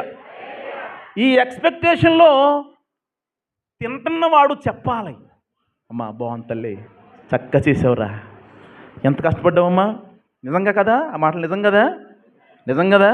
బట్టరాజులాగా ఏం పొడగక్కర్లేదు, నల్లదాన్ని అయ్యి బాబోయ్ నువ్వు చంద్రముఖిలాగా ఉన్నావు, చంద్రబొమ్మలాగా ఉన్నావు, నీ అందం మామూలుగా అని చెప్పుకో, అలా చెప్తే అర్థమైపోద్ది ఆడపిల్లకి. ఇదేదో మొత్తానికి ప్లాన్ వేస్తున్నాడు, నెక్స్ట్ ఏదో పెద్ద ఫిట్టింగ్ ఎత్తాడు అనేసి అర్థమైపోద్ది. నిన్ను అలా చెప్పమంటలేదు, మెచ్చుకో, కృతజ్ఞత చెప్పు, థ్యాంక్స్ చెప్పు. ఆ థ్యాంక్స్ అనేది హృదయానికి పిన్ అయిపోద్ది, అది హృదయానికి పిన్ అయిపోతుంది. పిన్ చేస్తే ఏమవుద్ది, ఇంకా బయటికి ఎగరదు. ప్రైజ్ ద లార్డ్, హల్లెలూయా హల్లెలూయా. కృతజ్ఞత చెప్పాలి. ఇప్పుడు ఆ తల్లి కృంగిపోయింది, ఇప్పుడు పెద్ద కొడుకు అన్నం పెట్టింది, రారా మనసంతా పాడైపోయింది, బాబు రా నువ్వు తిను అంటే పెద్ద కొడుకు అన్నం పట్టుకుని అంటున్నాడు అంట, అమ్మా చచ్చిపోతున్నానే బాబు, 3 నెలలు అయింది నీ చేతండ్ర తిని, 3 నెలలు అయిందమ్మా బాబు, చచ్చిపోయినా బాబు, హాస్టల్ వంట ఆ వాసన నాకు తట్టుకోలేకపోయినమ్మా, నువ్వు ఒక్క పూట అన్నం పెట్టావంటే 3 నెలలు కాసేద్దా నన్ను, అంత బాగా ఉండవమ్మా అంటే అప్పటికి వీళ్ళ అమ్మకేం వచ్చేసింది? లైఫ్ వచ్చేసింది, లైఫ్ వచ్చేసింది అక్కడ. దేవునికి స్తోత్రం, హల్లెలూయా. ఇప్పుడు అంటుంది, నా బాబా తిను బావా, ఇది ఒక కార్జం ముక్క, ఇదిగో బావ కందనకాయ ముక్క, ఇదిగో బావ గుడ్లు చేరేసి అన్నీ తిను బావా. ఏమొచ్చింది అక్కడ? కృతజ్ఞత మనశ్శాంతిని కూడగట్టేస్తుంది. కృతజ్ఞత, గివింగ్ అనేది వాతావరణాన్ని మార్చేస్తుంది, ఆయుష్ను పెంచేస్తుంది, ఆసక్తిని పెంచేస్తుంది, భవిష్యత్తును గురించిన ఆలోచన పెరిగిపోతుంది. దేవునికి స్తోత్రాలు, హల్లెలూయా హల్లెలూయా. నీ భర్తను చూసి నువ్వు ప్రౌడ్గా ఫీల్ అయ్యావనుకో, అది నువ్వు చెప్పాలి. మనం ఎప్పుడు బతుకున్న వాళ్ళని చూసి ఏం చేస్తాం? ఇటు తాగేస్తున్నాడు, ఇటు దెబ్బలాడేస్తున్నాడు, ఇటు అజ్జేసేస్తున్నాడు, ఇటు ఇజ్జేసేస్తున్నాడు, మరి ఈయన ఏం చేస్తాడు? ఈయన కూడా అదే పని, ఇది అజ్జేయదు, ఇజ్జేయదు, ఆ పక్క చూడు ఎలా చేసేస్తుందో, ఈ పక్క చూడు ఎలా చేసేస్తున్నాడు. ఎన్ని దౌర్భాగ్యపు ఆలోచనలే మనం చేస్తూ ఉంటాం. ఈ కృతజ్ఞత లేకపోవడానికి కారణం ఏంటంటే, దేవుడు నీకు ఇచ్చినటువంటి దాని విలువ నీకు తెలియట్లేదో. నీకు దేవుడిచ్చినటువంటి దాని యొక్క విలువ నీకు తెలిసినప్పుడు దానిని బట్టి నువ్వు సంతోషించడం ప్రారంభిస్తే ఖచ్చితంగా నీలోంచి పెళ్ళి ఊపికేది ఏంటో తెలుసా? కృతజ్ఞత, థ్యాంక్ఫుల్నెస్, గ్రేట్ఫుల్నెస్, గ్రాటిట్యూడ్. దేవునికి స్తోత్రాలు, హల్లెలూయా హల్లెలూయా. కనుక ప్రియులరా, మనము కృతజ్ఞతను కలిగి ఉంటకు ప్రయాసపడాలి. యెహోవా నామమున దాన్ని మనము కలిగి ఉండటానికి ఇష్టపడాలి. దేవునికి స్తోత్రం, హల్లెలూయా. దేవుడు 6 దినములు సృష్టిని చేసి 7వ దినమున విశ్రాంతి తీసుకున్నాడు అనే వాక్యం ఉందనుకో, దాన్ని మనం లిటరల్గా తీసుకుంటే ఒక వాదనలోకి తీసుకెళ్ళిపోతుంది, ఆత్మీయంగా తీసుకుంటే ఇంకొక వాదనలోనికి మనము వెళ్ళిపోతాం. ఒక ఆయన నా దగ్గరకు వచ్చి అంటున్నాడు, మీరు శనివారం పెట్టాలి ప్రార్థన, మీరు ఆదివారం పెడుతున్నారు కాబట్టి మీరు పరలోకం వెళ్ళన్నాడు. ఏమన్నాడు? పరలోకమే వెళ్ళంటున్నాను. ఎందుకంట? అదేంటయ్య బాబు, యేసుక్రీస్తు సిలువలో చేసిన త్యాగం వల్ల కదా మనం పరలోకానికి వెళ్తాం, ఆయన చేసిన సిలువ మరణం వల్ల కదా, ఆయన దెబ్బల వల్ల కదా మనకు స్వస్థత. ఆయన ఇచ్చినటువంటి బలియాగం వల్ల కదా మనకు రక్షణ. శనివారం మానేస్తే ఆదివారం పెడితే నరకానికి వెళ్ళిపోతామంటావేంటి? దేవుణ్ణి బట్టా రోజును బట్టా అని అంటే, చూడు ఈ వాక్యం చూడు, ఈ వాక్యం చూడు, ఈ వాక్యం చూడు, ఈ వాక్యం చూడని వారు మమ్మల్ని వాదన చేస్తూ ఉన్నారు. ప్రియమైనటువంటి వాళ్ళు, ఏ రోజు చేసావన్న దాన్ని కాబట్టి కాదు, కానీ ఏమి ఎవరిని ఆరాధించావు, ఎవరిని విశ్వసించావు అనే దాన్ని బట్టి మన యొక్క భవిష్యత్తు ఆధారపడి ఉంటుంది. దేవునికి స్తోత్రాలు. హల్లెలూయ, హల్లెలూయ. ఇవి మతపరమైనటువంటి సిద్ధాంతాలు. ఈ మతపరమైనటువంటి సిద్ధాంతాలు ఎప్పుడూ కూడా పక్క వాళ్ళు తప్పుల్నే వెతుకుతూ ఉంటాయి, తప్పుల్ని వెతుకుతూ ఉంటాయి, కానీ మంచిని వెతకవు. ఒకసారి యేసుక్రీస్తు మహాప్రభులు వారు తన శిష్యులతో ఆయన గలిలోకి వెళ్ళిపోతూ ఉన్నాడు. వెళ్ళిపోతున్నటువంటి మార్గంలో ఒక అడ్డదారిలో వెళ్ళాడు ఆయన. అది శనివారం, సబ్బాతు. ఏంటంటే అది సబ్బాతు. సబ్బాతు అంటే అబ్సల్యూట్ సైలెంట్ అని అర్థం.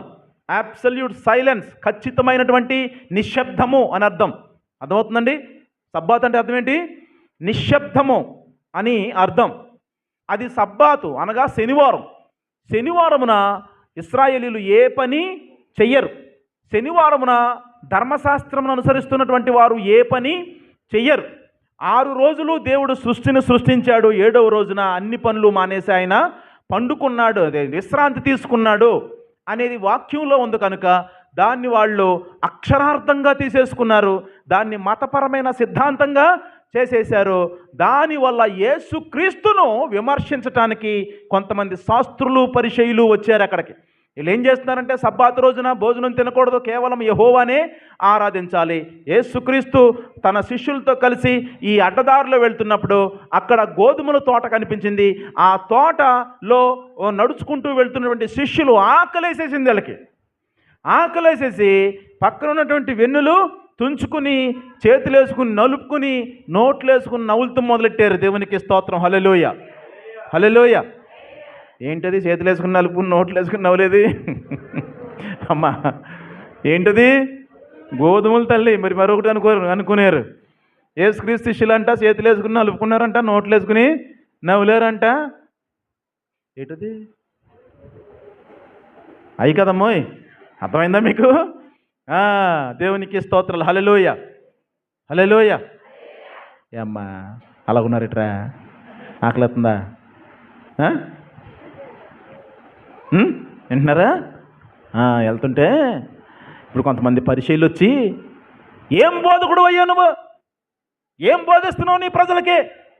ఆ మాత్రం కనీస జ్ఞానం కూడా నీ ప్రజలకు నువ్వు బోధించలేకపోయావా? విశ్రాంతి దినమున వాళ్ళు పని చేస్తున్నారు అక్కడ అన్నాడు. ఏంటి పని? వెన్నులు కొయ్యుట, చేతిలో వేసి నలుపుట, నోట్లు వేసుకుని తినుట. చాలామంది ఇదే పని అనుకుంటారు. ఈ పని చేయడానికి వాళ్ళ బతుకంతా తాకటెట్టేస్తారు. ఇదే పని అనుకుంటారు వాళ్ళ బతుకులో. అది పని కాదురా నాయన, అది జస్ట్ ఒక అనుకోకుండా అసంకల్పితంగా జరిగిన పని. అది శిష్యులు ఏం చేశారు? దాన్ని అనుకోకుండా ఆకలితో ఆ గింజలు తీసుకుని చేతులు వేసుకుని నలుపుకుని నోట్లు వేసుకుని నవ్వులుతూ ఉంటుంటే, నువ్వేం బోధిస్తున్నావు? విశ్రాంతి దినం గురించి నీకు తెలియదా అని అంటున్నారు. చూడండి పరిశుద్ధ గ్రంథంలో, ఇది మనం చూద్దాం. చూడండి పరిశుద్ధ గ్రంథంలో అమ్మ 12వ అధ్యాయం మత్తయి సువార్త తీయండి. మత్తయి సువార్త 12వ అధ్యాయం 1 నుంచి 8 వరకు ఈ మాటలు మనం చూస్తాం. సరే, కాగా మనిషి కుమారుడు విశ్రాంతి దినమునకు ప్రభువయ్యున్నాడు అని నేను. ప్రైజ్ ద లార్డ్, హల్లెలూయా. ఏంటండి, నేను జాగ్రత్తగా చెప్తాను, మీరు వినండి. వీళ్ళ పొలంలోంచి వెళ్ళిపోతూ ఆ గోధుమలు నలుపుకొని తింటుంటే వీళ్ళు ఏమన్నారు? నీ శిష్యులకి నువ్వు బోధించలేదా? నువ్వు వాక్యాన్ని చెప్పలేదా? వాళ్ళు విశ్రాంతి దినాన్ని అలా తినేస్తున్నారేంటి అని అడిగితే, అయ్యా ఇదే కాదు, దావీదు ఒకసారి ఏం చేశారంటే, యుద్ధం నుంచి వస్తూ విశ్రాంతి దినమున దేవుని మందిరానికి వచ్చినప్పుడు అక్కడ ఆకలేస్తుంది అని చెప్పినప్పుడు యాజకుడి దగ్గరికి వెళ్ళి, అయ్యా తినటానికి ఏమైనా ఉన్నాయా అని అడిగితే, సముఖపు రొట్టెలు తప్ప ఇక్కడ ఏమీ లేవు. సముఖపు రొట్టెలు ఎవరు తినాలి? యాజకులు మాత్రమే వాటిని భుజించాలి. అర్హత లేకపోయినను యాజకులు తినే రొట్టెలు దావీదును తన యొక్క ప్రజలను తినలేదా? అలాగే ఇది జరిగింది. అయినా మీరు ఒక విషయం తెలుసుకోవాలి. ఏంటంటే, విశ్రాంతి దినము, దేవునికి స్తోత్రం, హల్లెలూయా. 8వ వచనం, కాగా మనుష్య కుమారుడు విశ్రాంతి దినమునకు ప్రభువై ఉన్నాడు అని నేను. విశ్రాంతి దినమునకు ఎవరు ప్రభువై ఉన్నాడు? యేసుక్రీస్తు ప్రభువై ఉన్నాడు అనెను. జాగ్రత్తగా వినాలి. ఇది కొంచెం అర్థం కాదు, వాక్యం తెలియనటువంటి వారికి, వాక్యం చదవనటువంటి వారికి కొంచెం అర్థం కాదు, కానీ చాలామందికి అర్థమవుతుంది. దేవునికి స్తోత్రాలు, హల్లెలూయా. శనివారం ఏ పని చేయకూడదు, కానీ వీళ్ళు ఏం చేశారంట? గోధుమలు నలుపుకొని తిన్నారంట. దాన్ని కూడా పరిచయులు, శాస్త్రులు, ఏమంటే మతపరమైన వ్యక్తులు, మత బోధకులు వీళ్ళు ఏమండి ఎప్పుడు ఇతరుల తప్పులను వెతుకుతూ ఉండేవారు. వీళ్ళు ఏమంటున్నారు? శనివారం తినొచ్చా, అలాగా శనివారం పని చేయొచ్చా, ఇలా తుంచొచ్చా, వెన్నులు కొయ్యొచ్చా, తప్పు కదా, అలా చేయకూడదు కదా అని అంటుంటే యేసువారు అంటున్నారు, చూడండి బాబు, విశ్రాంతి దినము మనుష్య కుమారుని కొరకు కానీ మనుష్య కుమారుడు విశ్రాంతి దినమునకు కాదు. రోజులు మన కోసం కానీ మనం రోజుల కోసం కాదు. అర్థమైందా మీకు?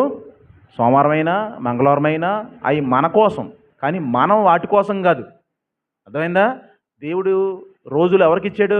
మనకి ఇచ్చాడు, కానీ మనం వాటి కోసం కాదు. ఏమండి మంగళవారం వచ్చేటోడికి మనం కంగారు పడిపోకూడదు, శుక్రవారం వచ్చేటోడికి మనం కంగారు పడిపోకూడదు. ఎందుకంటే మనకు అనుగ్రహింపబడ్డాయి, అవి మనకు అనుగ్రహింపబడ్డాయి, కానీ మనం వాటి కోసం తయారు చేయబడలేదు. దేవునికి స్తోత్రం, హల్లెలూయా, హల్లెలూయా. మనం కొనుక్కున్న బండి మీద మనం అధికారం చేయాలి, కానీ మన బండి మన మీద అధికారం చేస్తేలాగా ఏమ్మా?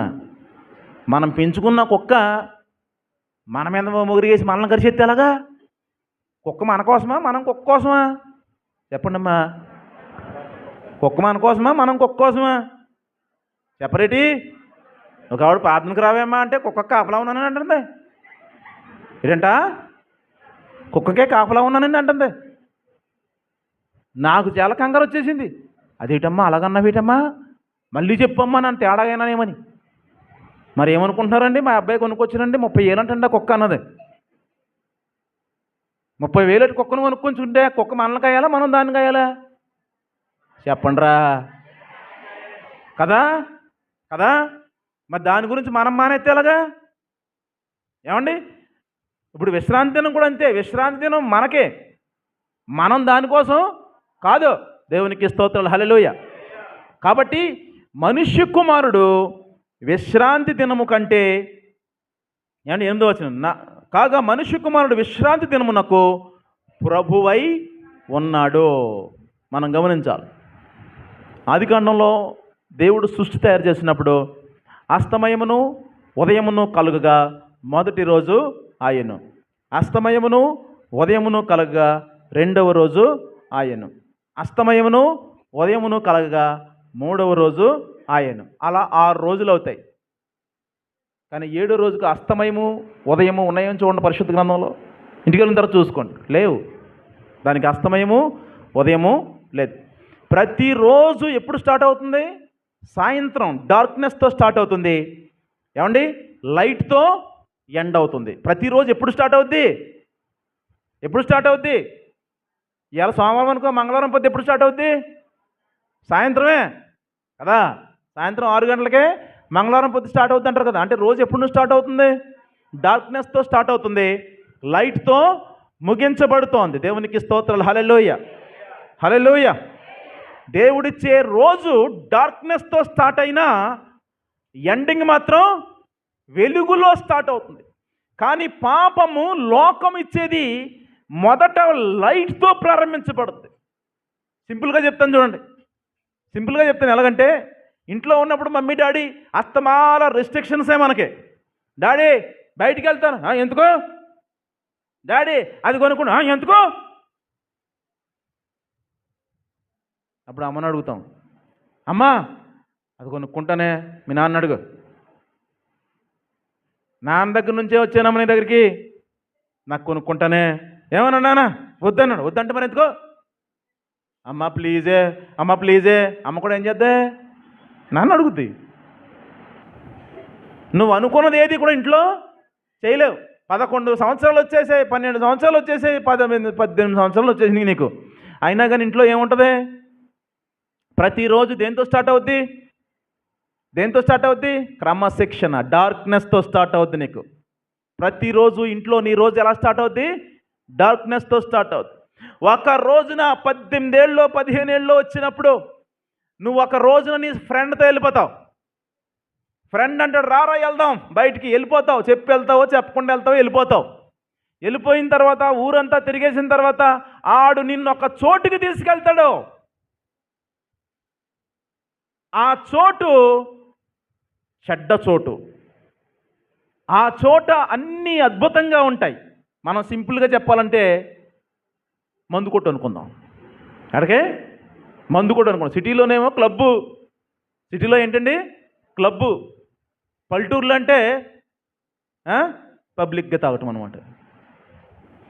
క్లబ్లో ఏం చేస్తారు? తాగేస్తారు, డ్యాన్స్ చేస్తారు, పడిపోతారు. సిటీలో అది పడిపోతే క్లబ్ యజమాని వీళ్ళందరూ డేటా ఉంటుంది వాళ్ళ దగ్గర. ఫోన్ చేస్తాడు, క్యాబ్ బుక్ చేసుకోమంటాడు, ఈ నదులు పడేస్తారు, ఇంటికి క్షేమంగా చేరుస్తారు, ఎవరికైతే వెళ్దాం. కానీ ఊర్లో అయితే ఎలాగా తాగేస్తారు, రోడ్డు మీద పడిపోతారు. దానికి దీనికి తేడా ఏం లేదు. అది ఎక్కువ ఖర్చు, ఇది తక్కువ ఖర్చు, కానీ ఫలితం మాత్రం రెండు ఒకటే. అర్థమైందా? ఈడు అక్కడికి వెళ్ళిపోతాడు. వెళ్ళిపోయిన తర్వాత అక్కడ రంగుల లైటింగ్లు ఉంటాయి. అబ్బో చాలామంది ఉంటారు అక్కడ. చాలా బ్రాండ్లు సర్వ్ చేస్తూ ఉంటారు. అందరూ తాగి డ్యాన్స్ చేస్తూ ఉంటుంటే ఎప్పుడు ఎల్లనోడు వెళ్ళంటే అంటాడు, రే మీ తాగుతారా ఇది? ఇప్పుడేట్రా 10 ఏళ్ళ నుంచి తాగుతున్నాం రా, మేము ఎంజాయ్ చేస్తున్నాం అంటాడు. నేను కూడా తాగొచ్చురా అని అడిగితే, తాగొచ్చు అంటావేంటారు బాబు, తాగరా, నీ దగ్గర డబ్బులు లేవా, నేను ఇచ్చేస్తాను. లైఫ్లో ఫస్ట్ టైము ఏమన్నా చెయ్యినా అంటే వద్దనేవాడు లేని స్థలం అది. వద్దనేవాడు లేని స్థలం అది. ఆ రోజు వెలుగుతో ప్రారంభించబడినట్టు ఉంటుంది. ఆ రోజు చాలా హ్యాపీగా ఉంటుంది. నేనేమైనా చెయ్యొచ్చు, నన్ను ఇక్కడ ఎవ్వడో కాదనేవాడు లేడు. ఎంత బాగుంటుందండి, ఎంత హాయిగా ఉంటుందండి. సో ఆ స్టార్టింగ్ ఎలా ఉంటుందంటే వెలుగులాగా ఉంటుంది, ప్రకాశమానంగా ఉంటుంది. కానీ దాని ఎండింగ్ మాత్రం దరిద్రంగా ఉంటుంది, చాలా దరిద్రంగా ఉంటుంది. నువ్వు తాగేసి దళ్ళో పడిపోయి, ఒళ్ళో పడిపోయి, అక్కడ పడిపోయి, ఎక్కడ పడిపోయి, వాళ్ళతో మాట అనిపించేసుకుని నీ పరువు అంతా పోగొట్టుకుంటావు. అది నీ లైఫ్ అంతా కంటిన్యూ అయిపోద్ది. Whole life it continues. దేవునికి స్తోత్రం, హల్లెలూయా. లోకంలో రోజు వెలుగుతో ప్రారంభించబడుతుంది, చీకట్లో ఎండ్ అవుతుంది. కానీ నా దేవుడు ఇచ్చినటువంటి రోజు ఎలా ఉంటుందో తెలుసా?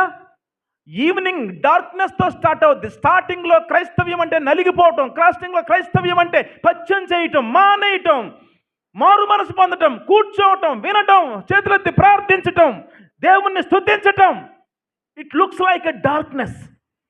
అది చీకటిలాగా అనిపిస్తుంది, కానీ దాని ఫలితం మాత్రం వెలుగుమయం. నా యేసయ్య, నా దేవుడైన సృష్టికర్త ఇచ్చినటువంటి రోజు ఎప్పుడు స్టార్ట్ అయింది? డార్క్నెస్లో స్టార్ట్. అస్తమయమును ఉదయమును కలుగగా ఒకరోజు అయ్యింది. దేవునికి స్తోత్రాలు, హల్లెలూయా. కానీ 7వ రోజు వచ్చేసరికి దేవుడు చేసిన సమస్తాన్ని సృష్టించి 7వ రోజున ఆయన చేయటం అన్నీ మానేసి విశ్రాంతి తీసుకొనెను అని వ్రాయబడి ఉన్నది. దేవునికి స్తోత్రం, హల్లెలూయా. ఆ 7వ రోజుకి అస్తమయము ఉదయమును లేవు అంటే ఆ రోజు ఎప్పటికీ కూడా ఏమవుతుంది? కంటిన్యూ అవుతుంది. 7వ రోజు ఎప్పటికీ కంటిన్యూ అవుతుంది. ఎందుకంటే రోజు అనేది రోజు కాదు, రోజు అనేది వ్యక్తి, పర్సన్. ఆ వ్యక్తి ఎవరంటే మనుష్య కుమారుడుగా ఈ లోకానికి వచ్చిన యేసయ్య. ఆయన ఆ రోజుకు ప్రభువై ఉన్నాడని చెప్తున్నాడు ఆయన. దేవునికి స్తోత్రాలు, హల్లెలూయా, హల్లెలూయా. ఇది ఆత్మీయ అర్థం, ఇది ఆత్మీయ అర్థం. మనకు సబ్బాతు అంటే ఏది? అబ్సల్యూట్ సైలెన్స్ అంటే ఏంటి? దేవుని యేసుక్రీస్తుతో మన ప్రయాణం, మనం ఆయనను స్తుతించుట. దేవునికి స్తోత్రాలు, హల్లెలూయా. విశ్రాంతి అంటే ఏంటి? రెస్ట్ అంటే ఏంటన్నా? రెస్ట్ రూమ్స్ ఉంటాయి కదా. రెస్ట్ రూమ్స్ అంటే తెలుసా? అలా చెప్తారేంటి? రెస్ట్ రూమ్స్ చూసారు ఎప్పుడన్నా? అంటే ఏం చేస్తారు అందులోకి వెళ్ళి? చెప్పండి రా. బస్ స్టాండ్లో రెస్ట్ రూమ్స్ ఉంటాయా? ఏం చేస్తారు అందులోకి? రెస్ట్ తీసుకుంటారా? మీకు అర్థం అవ్వలేదా లేకపోతే ఏంటి? ఏనా? బాత్రూంలో రెస్ట్ రూమ్స్ అంటారు. టాయిలెట్స్కి ఈ మధ్యన కొత్త పేరు పెట్టారు. ఏం పేరు అది? Rest room. రెస్ట్ రూమ్లోకి వెళ్ళి ఏం చేయాలి? అంతేగాని రెస్ట్ తీసుకుంటావా అమ్మా? రెస్ట్ రూమ్స్ అంటే ఏంటి అర్థం అవ్వాలి. మీరు బడిలో చదువుకుంటారు కదా, మీకు మధ్యలో లీజర్ హవర్ ఉంటుంది. లేజర్ అంటే బ్రేక్. ఆ టైంలో ఏం చేస్తారు మీరు? లేజరు, రెస్ట్, బ్రేక్ అంటే ఏం చేస్తారు? నిద్రపోతారా? ఏం చేస్తారు? మీరు మధ్యాహ్నం లంచ్ బ్రేక్ అనుకోండి, ఏం చేస్తారు? అప్పటి వరకు చదువుతున్నటువంటి బ్రేకులన్నీ, చదవలసినటువంటి సబ్జెక్టులన్నిటినీ ఆపేసి, ఏమంటే ఆ పని ఆపేసి మీరు బ్రేక్లోకి వస్తారు. బ్రేక్ అంటే ఏంటి? ఇలాగా బ్రేక్ అంటే ఏంటి? అమ్మ మీకు పెట్టిన, మీ ఆవిడ మీకు పెట్టిన క్యారేజ్ తీసుకుంటారు, ఓపెన్ చేసుకుంటారు, అందరూ కూర్చుంటారు, తింటారు, తినేసాక దాన్ని మళ్ళా బాక్స్లో, ఆ సంచిలో పెట్టుకుంటారు. ఏమండి? అందరితోనూ మాట్లాడుకుంటారు. అంతేనా? రెస్ట్ అంటే అర్థం ఏంటి? ఇప్పటి వరకు చేస్తున్న పనిని మానేసి ఇంకొక పని చేయటము. దేవునికి స్తోత్రాలు. హల్లెలూయా. పిల్లరా, మీరు గమనించాలి. ఇంటికాడ ఉన్నప్పుడు ఫోన్ చేస్తాం, ఎరా ఏం చేస్తున్నావు? ఏం చేస్తలేదురా అన్నాడంటేనే తేడా ఉంది అక్కడ. ఏం చేస్తలేదు అంటే అర్థం ఏంటి? ఆడేదో చేస్తున్నాడు. అర్థమైందా?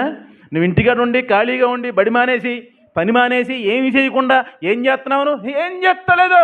లేదు నువ్వేదో చేస్తున్నావు. నువ్వు చేయవలసింది మానేసి ఇంకోటి ఏదో చేస్తున్నావు. నీకు తేడా వచ్చేస్తుంది. అది దేవునికి స్తోత్రం. హల్లెలూయా.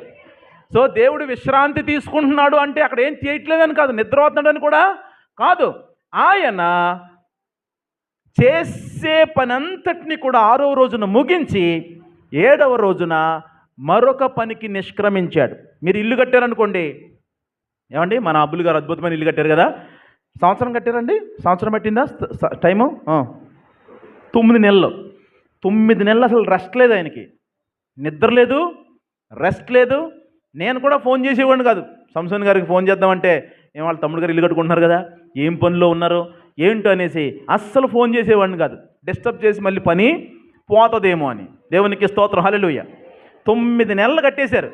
9 నెలలు కట్టేసాక పూర్తి అయిపోయాక విశ్రాంతి, మొత్తం ఓపెనింగ్ అయిపోయిన తర్వాత అమ్మయ్య, ఏమైపోయింది? ఇల్లంతా ఫినిష్ అయిపోయింది. అంటే ఇంకా ఆయనకి పని ఉండదా?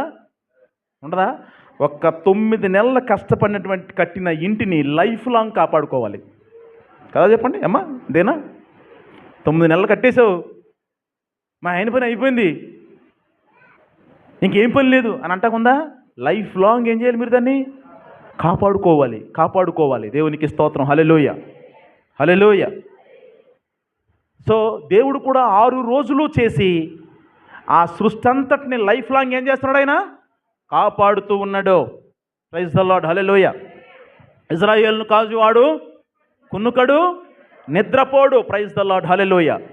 నా తండ్రి పని చేస్తూ ఉన్నాడు, ఎప్పటికీ చేస్తూనే ఉన్నాడు, కనుక నేను కూడా ఆయన పనిలో ఉన్నాను అంటాడు యేసుక్రీస్తు ప్రభుల వారు. దేవునికి స్తోత్రం. హల్లెలూయా. మరి దేవుడికి ఎప్పుడు విశ్రాంతి వస్తుంది తెలుసా? ఎప్పుడు విశ్రాంతి వస్తుందంటే, నరులమైన మనందరము కూడా పాపము నుంచి విముక్తి చెందినప్పుడు ఆయనకు విశ్రాంతి. దేవునికి స్తోత్రం. హల్లెలూయా. మనందరము పాపంలో నుంచి బయటకు వచ్చినప్పుడు. ఏ పాపం అని అనుకో, బోలేని రకాల పాపాలు ఉన్నాయి. నువ్వేం చేస్తలేదు అన్నావంటే నువ్వేదో చేస్తున్నావు అని అర్థం. చూడండి పిల్లరా, వీడియో గేమ్ ఆడదాం పాపమా కదా? చెప్పండి, వీడియో గేమ్ ఆడదాం పాపమా కాదు? చెప్పండి నాకు సింపుల్గా. అమ్మాయిలు మాట్లాడతలేదు, మీరు చెప్పండి, ఏం చెప్తారు మీరు? వీడియో గేమ్ ఆడదాం పాపమా కదా? ఏంటన్నా? ఫైరా? ఏంటది? ఫ్రీ ఫైరా? ఫ్రీ ఫైరు, ఇంకేంటినా? పబ్జీ, ఇంకేమున్నాయినా? మీకు ఎలా చెప్తున్నారా? మీరు ఆడుతున్నారంటే పంపతీసి వాళ్ళు చెప్తలేదు మరి. ఏమండి, అసలు ఆడేవాళ్ళు చెప్తలేదు, ఆడినోళ్ళు చెప్పారు అంటే వాళ్ళు తిడుతున్నారేమో వాళ్ళని, అందుకనే వీళ్ళ నోట్లోది ఉంది. దేవునికి స్తోత్రం. హల్లెలూయా. వీడియో గేమ్ ఫ్రీయా? ఫ్రీ, ఉచితం. ఫ్రీ ఫైరు, పబ్జీ ఆడతాం తప్ప రైటా? చెప్పండి నాకు. పాపమా కదా? చెప్పండి. అది ఎందుకో చెప్పనా? అందులో ఏం చేసుకుంటారు? చంపేసుకుంటారు కదా. చంపేసుకుంటారు. ఒకరినొకడు పొడి చేస్తుంటే రక్తం వచ్చేస్తూ ఉంటుంది బయటికి కదా నాన్న? మాట్లాడరు బాబు.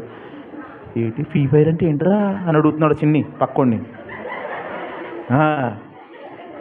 అదేరా పబ్జీ ఏదో అంటారు కదా అంటున్నాడు రమేష్. మరి మాట్లాడండి, నాకు చెప్పండి సమాధానం. చై అదొల్లారా అయ్యే పనులు అనేమో అని అంటున్నాడు.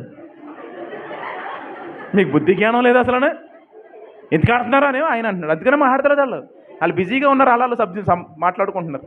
చెప్పండి నాన్న, మంచిదేనంటారా? అది మంచిదేనంటారా? ఒకప్పుడు ఎవడన్నా చచ్చిపోతే ఊరందరూ చూసి వచ్చేవాళ్ళం అండి. అక్కడే యాక్సిడెంట్ అయిందంటే ఆ ఊరోళ్ళు ఈ ఊరోళ్ళు అందరూ వెళ్ళిపోయి చూసి వచ్చేసాం. ఏమండి, ఇప్పుడు కాళ్ళు అడిపి చచ్చిపోవడానికి ఎవడ చూసి వెళ్తలేదు. పొలవమంట చచ్చిపోతున్నారు, పొలవమంట మోసేస్తున్నారు, పొలవమంట లాగేస్తున్నారు, కానీ ఎవడ చూస్తలేదు. ఎందుకంటే అలవాటు అయిపోయింది. ఈ అలవాటు చాలక మళ్ళీ చేతిలో దీంట్లో కూడా ఏం చూస్తున్నాం, కళ్ళు దగ్గరికి పెట్టి పొడి చేసుకుంటాం, గుచ్చేసుకుంటాం, మేడ మీద కింద అడిపోవడం, బాంబులు పేలిపోతాం. ఏమంటే ఇదంతా అలవాటు అయిపోయింది. కర్కశమైన స్వభావం నాన్న, కర్కశమైన స్వభావం. ఈ కర్కసత్వంలో మనం అలవాటు అయిపోయి అమ్మకి ఏకెత్తుంటే అంటున్నాడు అంటాడు. ఇదే పెద్ద కర్కశం అంటే అది పెద్ద లెక్క. అమ్మ మీద దూషించటం, అమ్మని తిడతాం, అమ్మని జుట్టట్టుకుని వంక తీసి ఒక గుద్దు సింపుల్ కదండి. ఇప్పుడు ఎన్ని చూస్తే అలాగే జరుగుతుందంటారా? ఎంత దౌర్భాగ్యం అండి. పిల్లరా, దేవుడు ఈ సృష్టిలో హయ్యెస్ట్ ర్యాంక్ ఎవరికి ఇచ్చాడు తెలుసా? అమ్మ నాన్నకే. Highest rank, very highest rank అమ్మ నాన్నకి ఇచ్చాడు. ఏమన్నా తెలుసా? నీవు నివసించుచున్న నీ దేశంలో దీర్ఘాయుష్వంతుడు అవ్వాలంటే నీ తల్లిని తండ్రిని సన్మానించు. ప్రభుత్వం కంటే ఎక్కువ ఎవరు? దేవుడు నీవు నివసించుతున్న నీ దేశంలో మోషే మాటను వినాలని చెప్పాడా?